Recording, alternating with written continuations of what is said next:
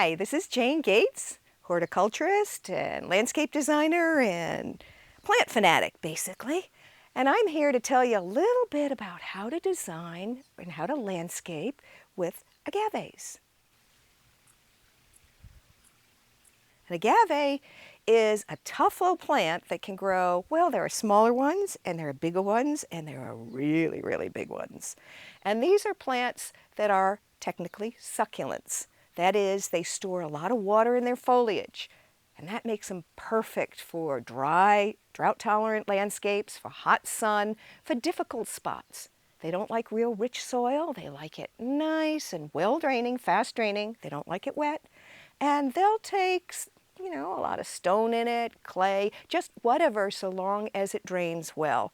But they don't need a lot of compost, and they certainly don't need to be fed. Desert-type landscapes, they're perfect in, chaparral landscapes.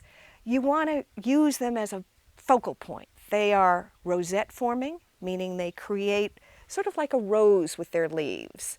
And that plant shape makes them a really nice focal point for the garden. The most commonly used is the Agave Americana.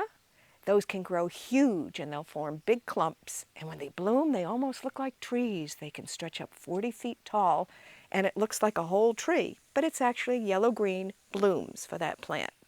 There are even little small ones like the Victoria Reginae. That's a really small, neat, handsome little plant that can be planted as a smaller treatment up toward the edges of your garden.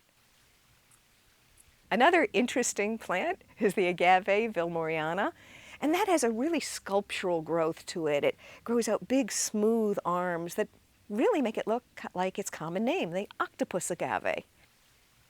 One thing you do want to watch out for is if you do have gophers, they will chew out the bottoms, even of a great big agave. They'll just chomp them right off, and you may come out one day and find it all just tumbled down. And you can see in these leaves the damage they've done on this particular one.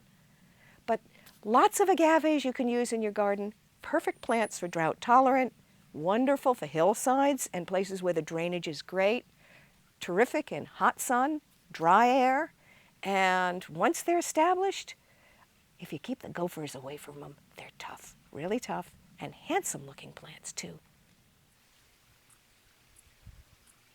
I'm Jane Gates, and now you're an expert on growing your own agave.